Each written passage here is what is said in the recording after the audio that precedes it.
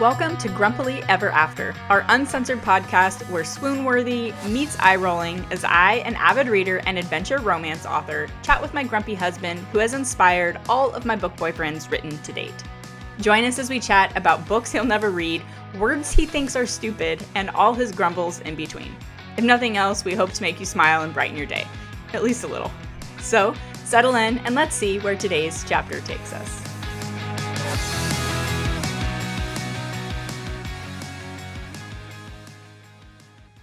Yo.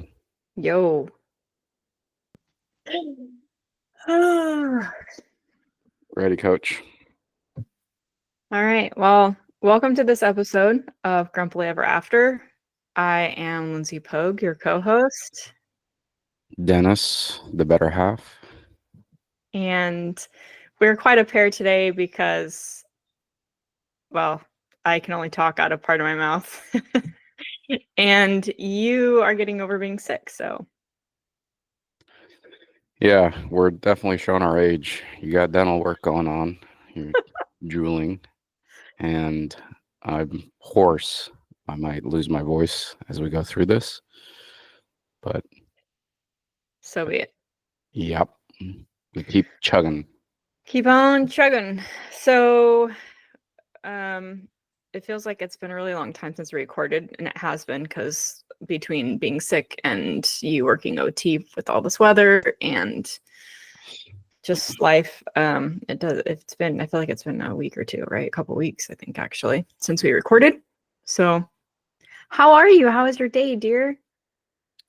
Day was good. Day was busy, running around, little chicken little, so. Chicken Little. Doesn't Chicken Little run around saying the sky's falling? Yeah. Yeah. I'm not doing that, but everyone else is. So yeah, that's true. That is true. Putting out fires. Well, I have had an interesting day. Obviously not a great start to it with all my root canal and bad news that I'm getting, but overall, I mean, I'm doing okay. Not being able to eat, drink, or feel part of my face has been very interesting. I call you Harvey Dent. Okay, you sure? You can call me whatever Do you prefer Tommy Lee Jones? You already keep trying to get me to smile so you can see my crooked face, so. I'm already seeing it. Just. I know. Okay, so luckily we're not showing this video to anybody. Not because I really care, but because it makes it harder not to keep smiling because I know it looks so creepy and weird. It does not look creepy, P. You're fine. Okay.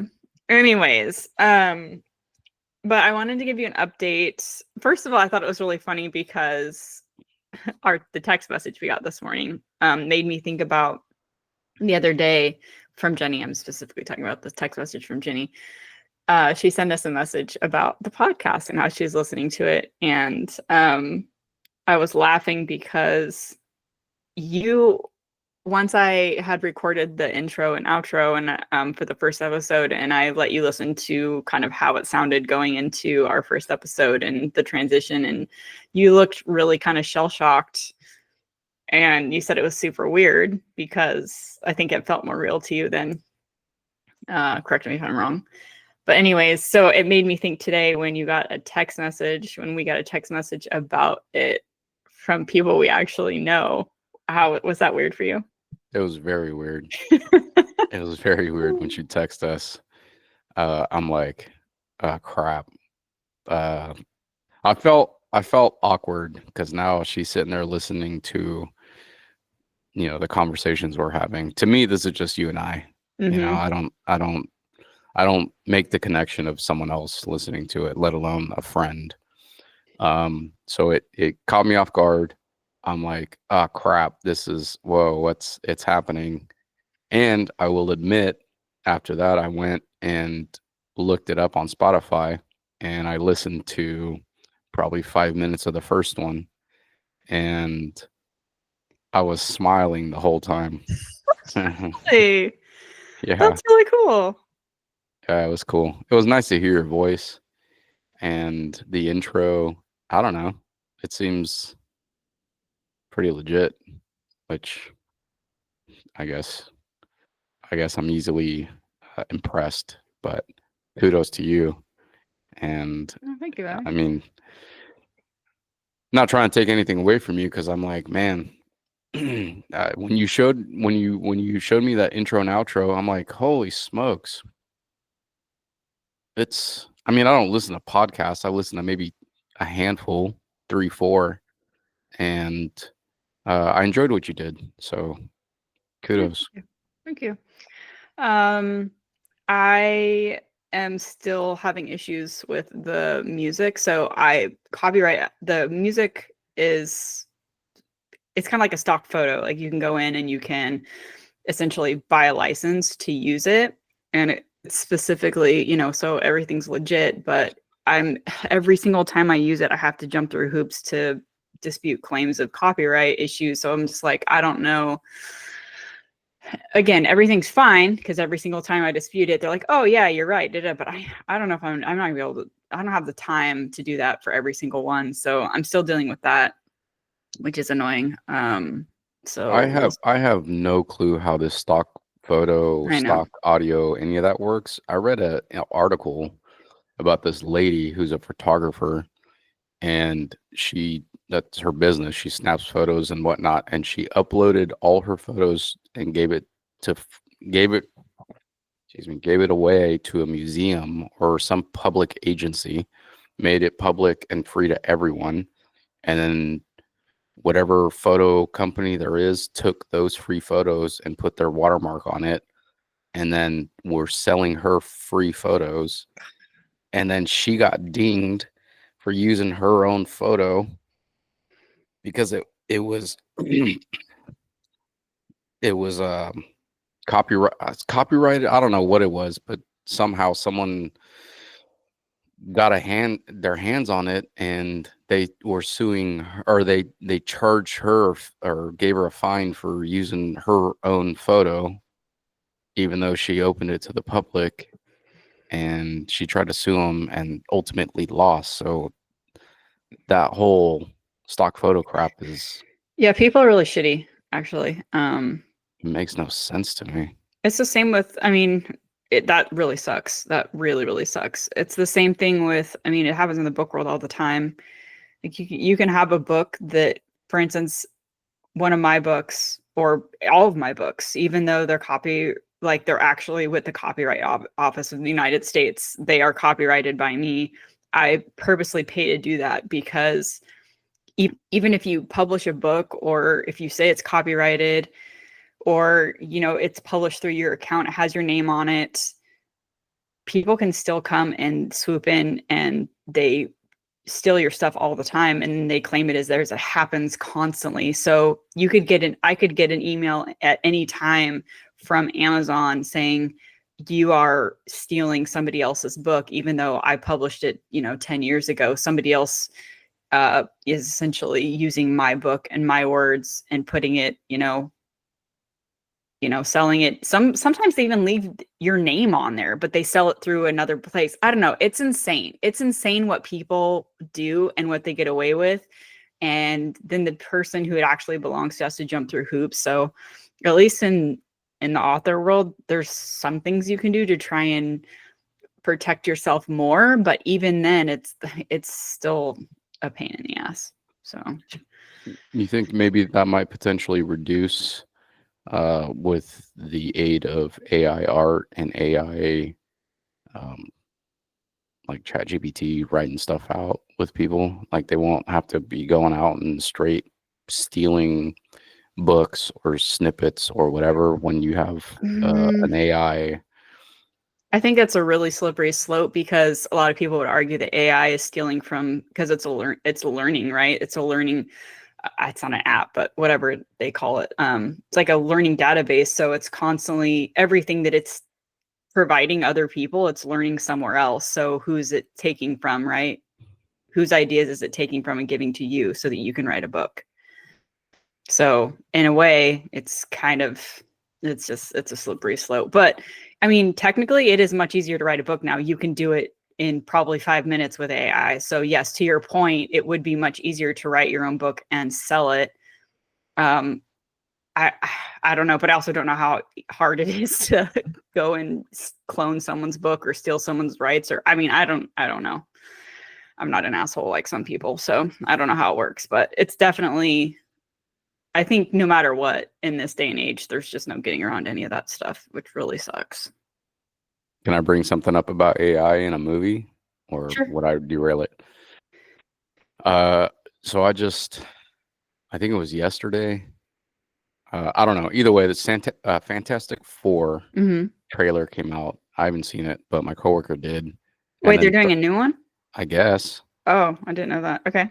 I have no idea. But then somehow I saw that through, I don't know if it's part of the trailer or if it's posters that they're putting out. I think it might be part of the trailer where they clearly, blatantly used AI in the art, and people are recognizing it, and they're like, wow, this is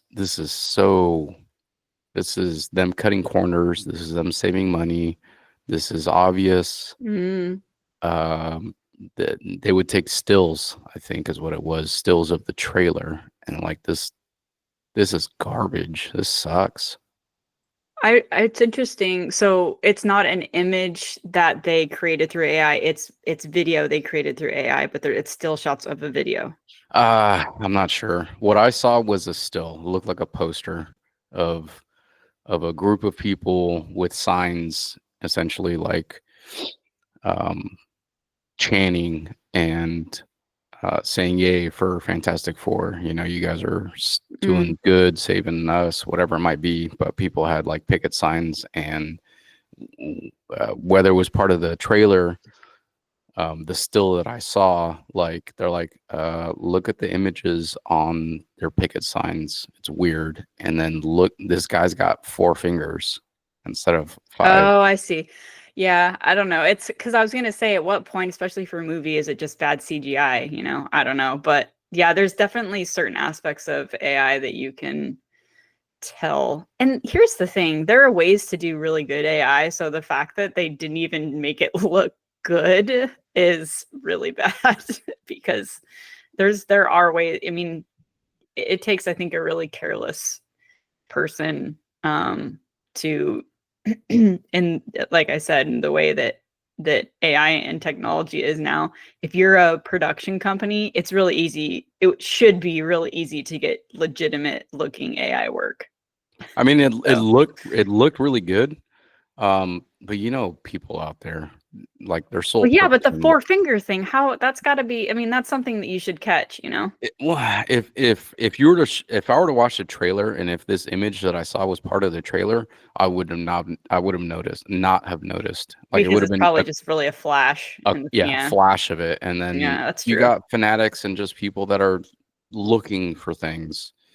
So Yeah, that is 100% true. you know, the production company was probably like, okay, it looks good, let's run with it. And then you got people out there nitpicking and still shotting every single second of the trailer just to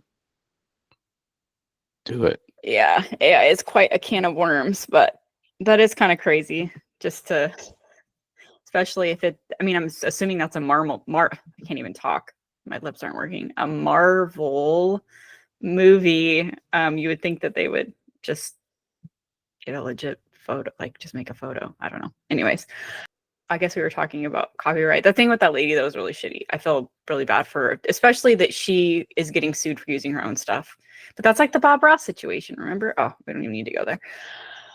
I mean, I wish I remember her name. Apparently, from what I read, she was like a prolific photographer and has been doing it for her whole life. And I think she's retired at this point. But she didn't get sued. Is she went to use her own photo that she released to the public, and then she got fined for it, or cited, or something. And then she's like, but this is a public photo that I happened to take years ago, and now you're trying to fine me for my own photo that I gave to the public. Yeah. And so then she tried to sue the company that was fining her, But she lost. but she lost. Yeah, that's crap. Which is, I don't know. It's weird. Weird situation. I don't know the ins and outs. I don't know the law, if there even is anything having to do with that, with copyright crap, watermark shit. Like, it doesn't make sense to me.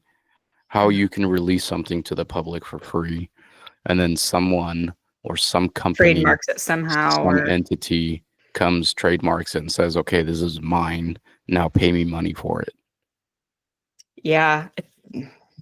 I don't know. It does seem kind of weird. I don't know though. I don't know anything about the photo world. And there is no actual real segue into this, but I was just sitting here cleaning off my desk so that we could do the podcast, and I found your notes that you left me for my birthday week, or on the day of my birthday, not during the week. Let me start over. I have everything together from my birthday week, like the cards and stuff that people sent me, and then I found your notes and tucked in there. And it was funny because I have this one that I figured it was worth it to kind of share with everybody the story. One of them said, "Relax, it's the day the Redskins battled the Raiders." And it made me think of this whole story around my birthday and Super Bowl that I just think is hilarious, because it kind of just makes me wonder if other people have stories like this, like running jokes in their family, even though for my story, it's not technically a running joke except between me and you, because everybody still thinks that the story is real. But long story short, I was raised my entire life until probably, I don't know, Dennis, this was probably 10 years ago when we really looked into it. Yeah. But I was, I was born and raised in California, the Bay Area. San Francisco 49ers have always been our football team.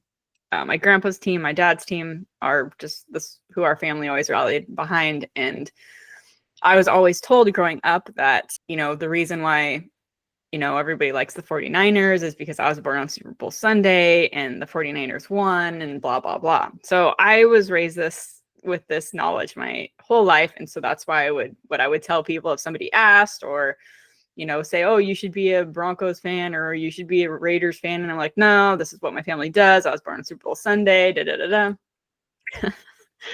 And then come to find out, I was not born on a Super Bowl Sunday when the Niners were even playing. So, but I still get little notes and stuff around my birthday. For instance, this one from my grandma from my birthday card talking about, I remember the day you were born so well.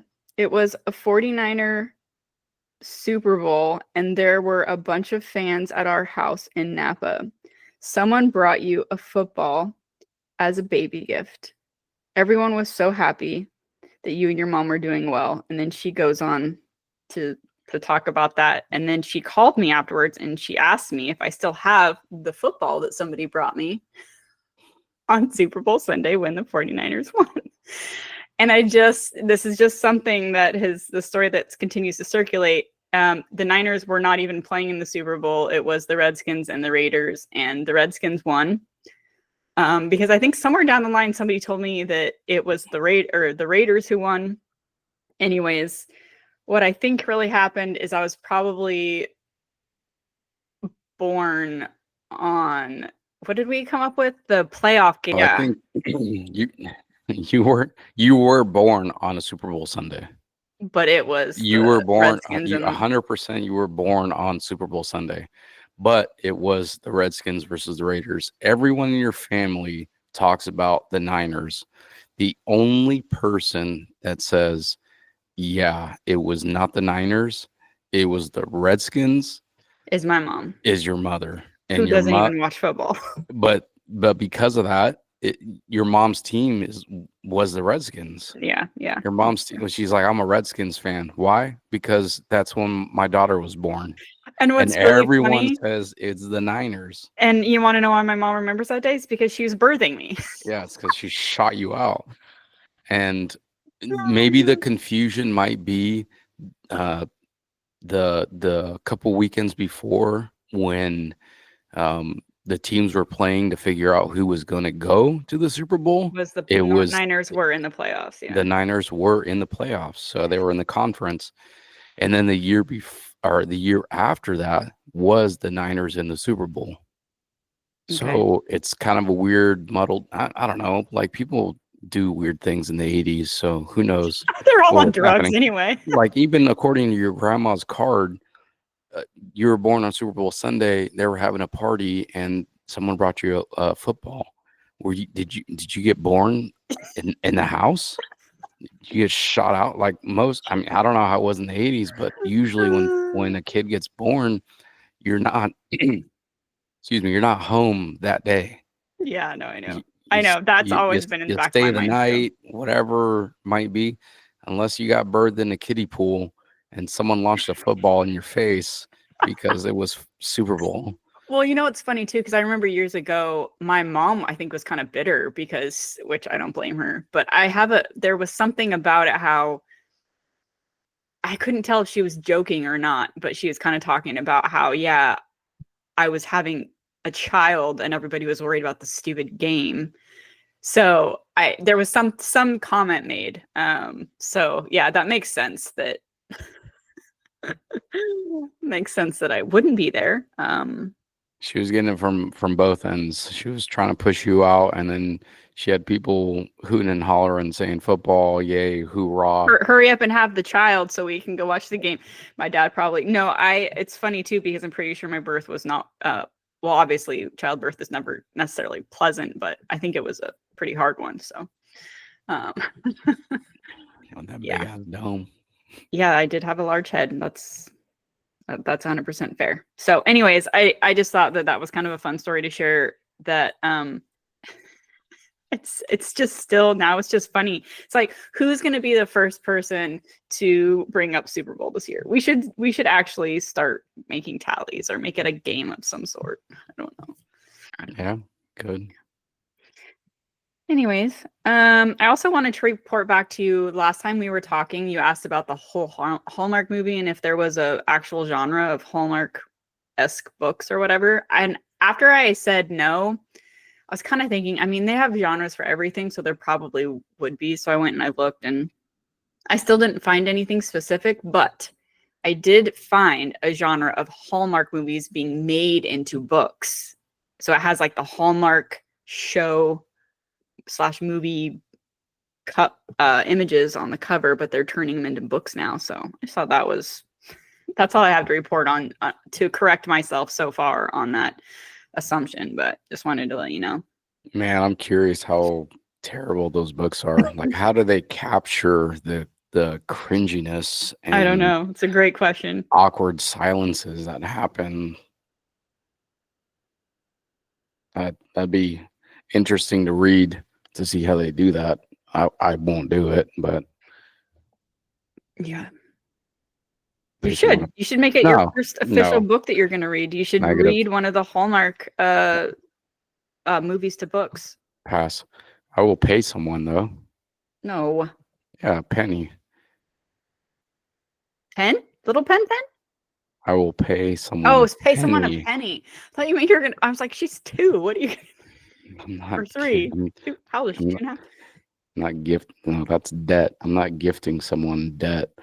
Maybe a smashed penny from a location, or. Oh, that's something fun about you. You collect smashed pennies everywhere you go. Try to. Yeah. Oh, how many do you have right now? I have no idea. I know I got almost 2 books full. Maybe a book and a half worth of smashed pennies. Look at you, world traveler.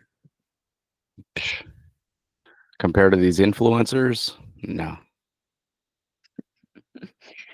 No one's paying me though. No one's paying you. Oh my gosh. Speaking of, that makes me think about when we were in Tulum for that wedding, for Estella's wedding.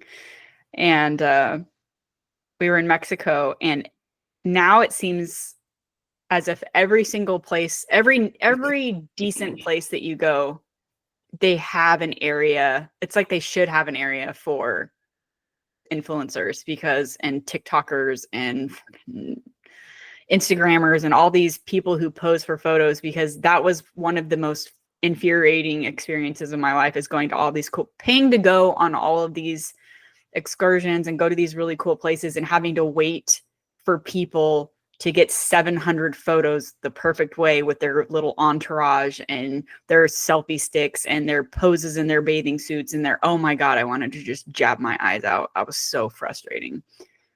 I think wasn't there a couple places that did actually have little lookout areas where they could go and just like get out of everyone's way? Or am I making that up? No, I think you're making that up. Maybe I saw that on a movie or something. And I was like, Yeah. please let that be real one day. No, I think what was built was like little viewing areas to like go and check out, but people were utilizing that as, oh, this is a nice little carved out spot for me to block everyone and take photos incessantly and draw a line. Mm-hmm. Yeah, it's really obnoxious though. I mean, I don't think that what we witnessed. I think we just scratched the surface. What we witnessed. well, yeah, I mean, It was annoying. We got to see it firsthand, but I guarantee. I mean, and we went in the season which wasn't very wasn't popular. even the tourist season, yeah. Yeah, so imagine going during tourist season and everyone's out there. I remember even going because you're talking about the cenotes that we went to, Mm-hmm. and there was tons of people trying to take, not tons, but there was a lot. There was enough ladies out there taking photos where it's like, all right, there's one set of stairs to get down into the water, and you're blocking it while you try and get the best photo. But I remember when we were walking. Excuse me, when we're walking on the beach, and there was tons of clubs or bar clubs or whatever it might be, and they were essentially trying to just attract influencers. Yeah, there that's true. were. I guarantee you, if you went in there and said, I think I remember hearing someone about, oh, if you're an influencer or something along those lines, you would get in for free, and then the rest would have to wait or get a cover charge. Yeah, Right? because they More want like, you to promote their location and yeah, I'm like, this is a joke. Your bar is empty right now. And I mean, granted, we were walking around there at like 8 p.m. when things start popping off. we're the old people now on the beach who are like, oh, all these damn young kids. We just want to have a couple drinks and go to bed. Yeah, and things start popping off at like midnight, Yeah. 1. And we're like, nah, just your bar is empty. Just let us get in and get a drink and we'll be on our way. But Yeah. Well, I did have one fun thing. Well, I hope it's going to be fun. That I wanted us to do because I have this. My sister got me this set of cards because the reason why I want to rush into this, not rush, but the reason why we're doing this is because I can tell your throat's starting to get more hoarse. So, my sister got me this Romance versus the World party game for book lovers card set. It's kind of like Cards Against Humanity, but with book and romance world stuff, and some of the stuff is pretty ridiculous. So I thought that it would be fun. I say we each pick a black card. We each have 5, so just randomly pick one. And or pick whatever one you want. I don't really care, I guess. But pick one and then draw 5 more cards from the pink, and then we have to play them and say what we picked out loud. But you can't don't look through the whole stack of the pink. Just pick 5. And then pick the best out of 5. I'm gonna do it random. So okay. out of the black, do a random, Mm-hmm. and then out of the pink, do 5 random. Yeah, and then pick one from that you want to play with your black. Okay, shuffling, picking. I just put a cough drop in, so might buy you some time. Oh my gosh, none of mine work at all. But I can read the black or no? Yeah, read the black because you need to know what you're going to play out of what you pull. Gotcha. You're going to read your black card and then you're going to answer it with the pink card that you pick. A single pink. Yeah, unless some of them have multiple spaces that you have to fill. That's why there's multiple cards. And I have nothing that's gonna sound like it works. So This is not gonna be good for you, but I picked the best one. oh my god, I'm scared. The other ones are dumb. I know. Well, that's the thing, is none of mine actually work. So I'm gonna let me see if I pick one more. Is it? All right, let me start with mine. Well, let me start with mine while you filter through yours. But I'm gonna read the other 4 after the fact, just for shits. Okay. Does that work? That's fine if you want. You are the main host, or whatever you said. The host of the show. Did not say that. You said last time. I said I'm the co-host, or I'm Lindsey Pogue, co-host or something, and you're like, I'm the main host. Oh, well, that was last time. And this time is not the same. Okay. I did not say the main host this time. Okay. Okay. So my black card says blank. Excuse me. Main card says blank is my guilty pleasure. I selected from the pink card a 2-person honeymoon trip that you take by yourself. All right, sorry, read it again. Read the black one again? No, I'm going to read the whole thing. Oh, okay. Oh, okay. Black one says blank is my guilty pleasure. Okay, all right. And the pink one says a 2-person honeymoon trip that you take by yourself is my guilty pleasure. Well, that's rude. Yeah, exactly. My other options were caveman. Caveman is my guilty pleasure. No. Ooh, you should have picked that one. No. Oh. Not a Geico commercial. Vending machines, but with books. Yes. I don't do books. Cinderella. I don't do Disney. Arranged marriage. You're guilty pleasure. Yeah, I don't do that either. So that's where I'm at. Good job. That was a good option, Ben. All right, so mine says only you can prevent blank. So I picked only you can prevent enemies to lovers. But which is what? Trope. Good job. Okay. But my other options were only you can prevent first kiss, only you can prevent audiobooks, only you can prevent love at first sight, and only you can prevent problematic. So I picked enemies to lovers. That's garbage. So is your face. Where's Smokey at? I know. There are some fun ones in here. I'm excited. I figure maybe we do this every, I don't know if we'll do it every time, but every other time or something. And also, I don't know if did I tell you that I interviewed my first author for the little surprise segment on here? Did I tell you? No. So did I tell you? Well, I think I did tell you. I'm going to be sprinkling in some author chats between our episodes, and because I meet with authors all the time, but it's always business stuff, and so I really want to have meaningful, fun conversations and about books and our stories and our journeys and all that kind of stuff. And so I actually finally am getting my act together. And I recorded the first one for the episode or for the podcast, and I did an intro and everything for it.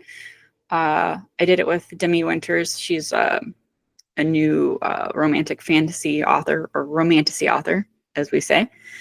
What? And romantasy, it's a new genre, we'll say, of romantic fantasy. It sounds like everyone in the book world is making up words. Can I start doing that? Yeah, you definitely can. And in fact, we'll keep a tally. I also have another word that I made up recently that that Sabrina pointed out sounds actually very inappropriate. So we can definitely keep a tally. We'll talk about that next time, though. Okay.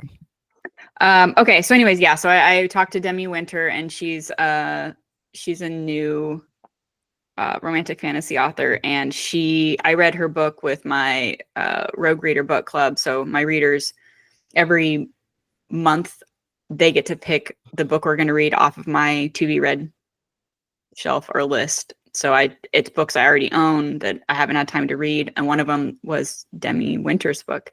And it's a very cool Viking inspired world. And I enjoyed it. And so it was really fun to be able to talk to her about it and where she got her ideas and how differently we create story and stuff. So it was really fun. I'm excited for everybody to hear it. And yeah, so anyways, you'll never probably hear it, but so yeah. Hey, we have a special segment. It's called Behind the Pages. That's awesome, P. Good job.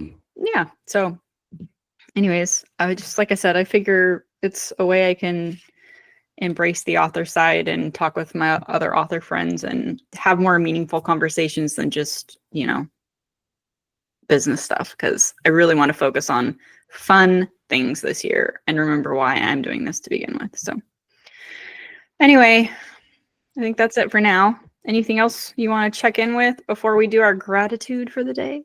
Hit me. Oh, wait, I have a question. And you can say no, but I just want to bring it up. What are you sending me messages? What are you doing? Raising your hand, sending me messages. So some readers, specifically listeners on YouTube, were asking if we would ever post the videos so that they can actually see us while they're listening. Or is that something you would be interested in for YouTube or no? You're already getting feedback? Yeah. Oh my God. You can say no. I just wanted to ask you if you would be open to it. Yeah, I'm open. You're open, huh? Yeah. Okay. You really want to put your Harvey Dent face on the tubes? When this is over, I want to smack the shit out of you, just so you know. Very well. Bring it. Bring it. Anyways, okay. Well, you heard it here, folks. He said he's open to it. What are you grateful for today? Oof.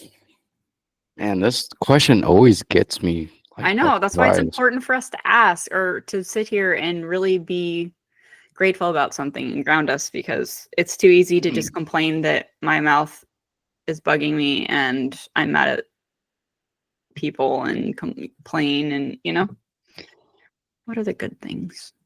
I don't know. Like, when this question gets asked, I go to short-term memory, and short-term memory is always work-related.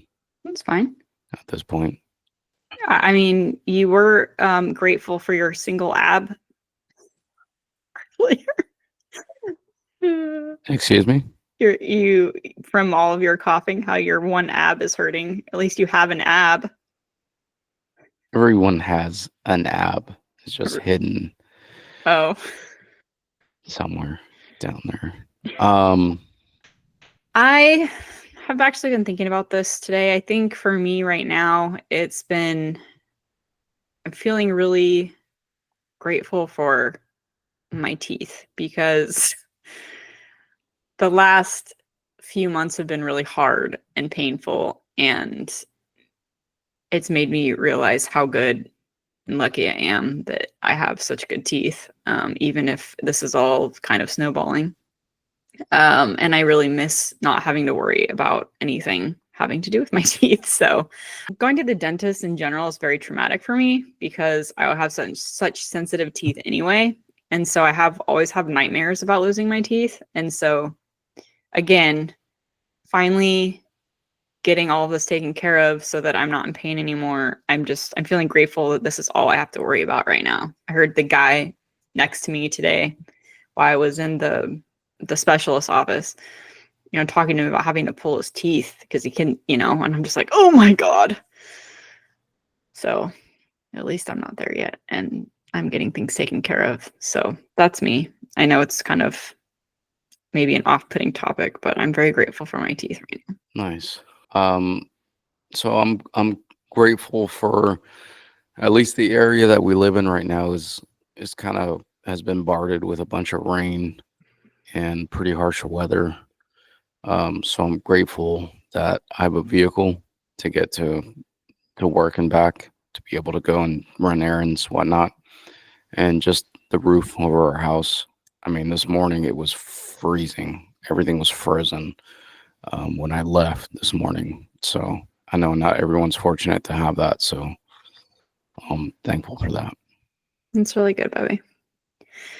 And can I just say how strange it is that you can have a flood warning and a frost warning at the same time? Yeah, I mean, It just doesn't make sense. the Midwest probably deals with this on a daily basis. Yeah, that's probably true. So as Californians, this is new to us, I guess, in the Bay Area. So it's not very common. So give us a little bit of a break, please. Yeah. Well, I guess that's it for us. So thank you to everybody for tuning in.